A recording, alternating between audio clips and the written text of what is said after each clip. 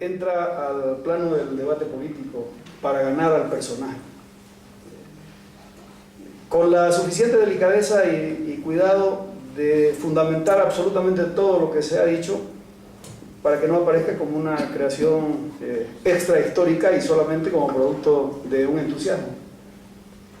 Yo tenía me hacía tres preguntas como ciudadano boliviano con relación al hecho de Andrés Ibáñez.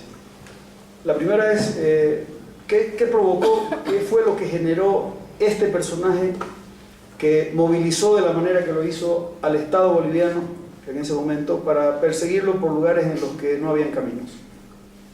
500 kilómetros de monte. Primer dato. Algo muy grande tiene que haber sido lo que hizo este hombre para establecer que desde la ciudad de La Paz hasta San Diego, y en el mapa en este momento está en la orilla de la frontera con el Brasil, haya ido Carlos de Villegas, el ministro de Guerra, a sofocar esta provocación en un lugar que solo tenía 10.000 habitantes y que por las características de Villorio, 2.000 familias, era impensable que pudiera romper un orden constitucional, un orden político existente. Primer dato. El segundo dato, ¿y cuál era la formación de este hombre que logró movilizar eso, con esa propuesta? Y el tercer dato, ¿por qué en Santa Cruz puede darse un hecho de esta naturaleza, en medio del monte, en medio de la selva, cuando a las referencias que siempre se han tenido es de frontera, de ausencia de debate, de falta de capacidad de discusión, de ausencia de actores que movilizaran desde el punto de vista de la propuesta social y de la propuesta política una respuesta de esa naturaleza? Y debo señalar que conforme me fui metiendo, como ocurre en estas cosas, como en el amor, uno sabe dónde empieza, pero no dónde termina.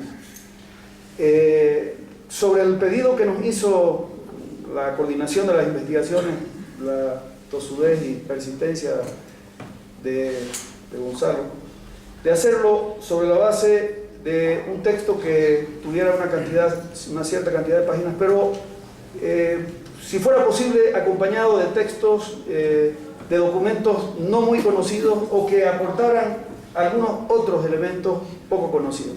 Yo le hice caso y tomé un texto que publicó don Hernando Sanabria hace más de 30 años atrás. Don Hernando Sanabria sabía exactamente todo lo que se había escrito y existía en la biblioteca y en el archivo histórico de Santa Cruz, pero como no le tenía mucha predilección, prefirió no emitir juicio de valor sobre él y dejar a que alguien lo haga, emitiendo un solo criterio que fue verbal, que entendía que si se escribiese realmente sobre Andrés Ibáñez, los intereses se verían incomodados y muchos de los afectos desaparecerían. Fue el único juicio de valor. Yo me tomé el trabajo de buscar ese texto y de meterme a donde estaban la información que en voz de la responsable del archivo departamental, Paula Peña, estaban guardados sin haber sido tocados.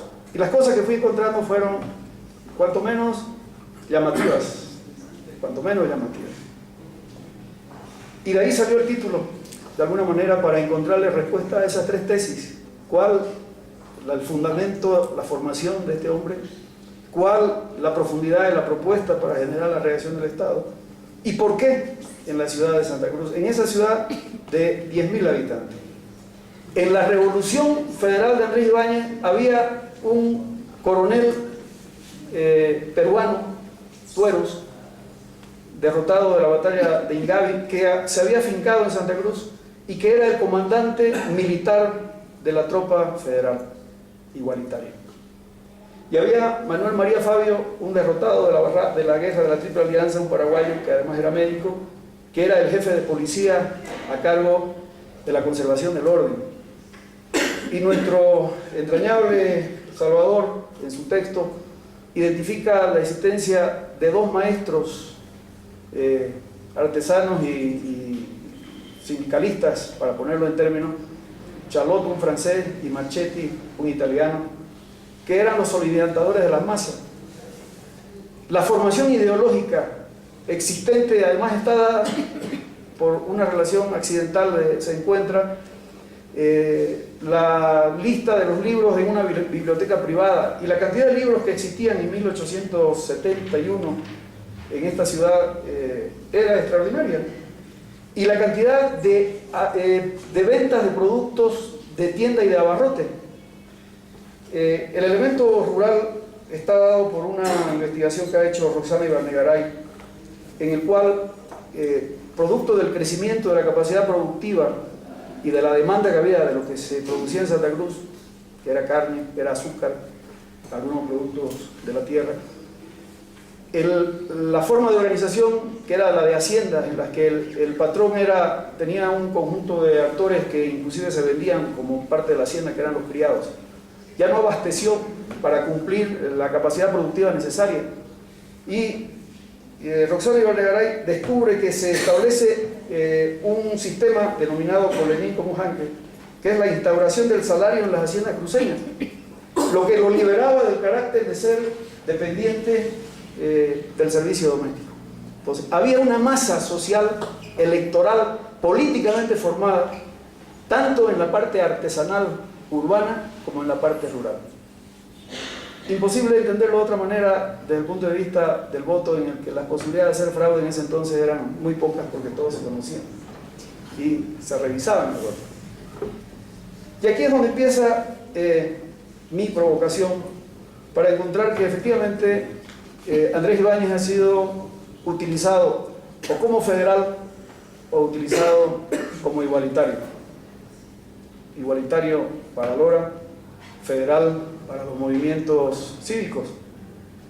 Resulta que cuando uno hace el esfuerzo de unir lo igualitario y lo federal, es como si se encendiese una lucecita, porque todo el conjunto de propuestas que habían alrededor de esas dos categorías tenían en la Comuna de París, en lo que se desarrolló alrededor de la Comuna de París, un resultado casi similar en formas, en conductas y en discurso.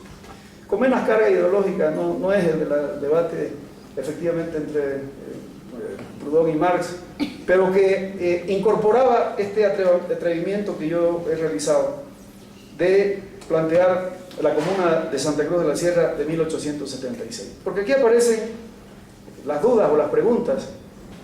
Si el movimiento de Andrés Ibáñez, igualitario y federal, no fue copia, o no fue tomado, o no tuvo vertientes proudhonianas, anarquistas de la Comuna de París, ¿cómo es que se da en medio del monte, perdido en medio de la selva, un movimiento de esa naturaleza?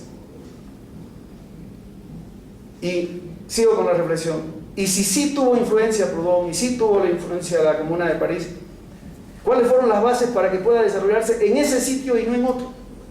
Bueno, en esto de descubrir cosas simpáticas, encontré un documento que circuló el 28 de noviembre de 1876 en Valle Grande. Ubiquemos los espacios a una hora. Y eran enemigos de Andrés Ibáñez los que escribían esto. Y dicen: durante los primeros días de octubre, Ibáñez tuvo la habilidad de decirse oprimido por sus libertadores para exaccionar a mansalva la fortuna particular. Y como seguramente conoce el modo como los comunistas de París se preocupaban de estos fondos, tuvo la feliz idea de hacer una ecuación general con los vecinos para demandarle recursos a cada uno. En Valle Grande se acusaba a Andrés Ibáñez de ser comunista y seguidor de los comunistas de París. Bueno, hasta aquí podría ser simplemente anécdota. Yo quiero terminar diciéndoles que espero, luego de la lectura y de haber vencido la prueba del análisis del estudio del historiador Gustavo Rodríguez, Andrés Ibáñez pueda ser más cercano, no solo en el énfasis y en el enfoque de lo que hemos hecho en Santa Cruz, sino en Bolivia, porque haciendo exactamente el mismo parangón que hacía Gustavo Fernández sobre el aporte del primer estudiado, hay una serie de categorías que son intrínsecas al pensamiento de Andrés Ibáñez, que fueron prácticas y que tienen una sucesión de acciones: federalismo, municipalismo, libertad individual, ciudadanía, ciudadanía responsable, autodeterminación, responsabilidad social, solidaridad, justicia social, igualdad de oportunidades, cohesión social y territorial, Estado responsable, producción sostenible. Estas categorías están en el imaginario de Andrés Ibáñez, en la propuesta de Andrés Ibáñez, y como termino con la provocación, estamos frente a un político que, habiendo hecho y desarrollado su acción en el siglo XIX, se salta al siglo XX y llega al siglo XXI con toda la potencia y la fuerza, con las ideas de ser un motivador en este momento de lo que estamos trabajando por fortalecer la democracia, la república y la ciudadanía. Gracias, Gonzalo. Ha sido tu tosudez la que ha permitido que este producto esté. Nos encargaremos por nuestra cuenta de que corra los caminos que correspondan, cada cual hará su evaluación. Como dicen los directores de cine, hay 3 películas, la que quiso hacer, la que hizo y la que la gente vio. El lector tendrá la última palabra, pero creo que este tipo de esfuerzo y mérito y honor a quienes lo han alentado, embajador, permiten efectivamente entrar a un debate que este país necesita desde otros ángulos.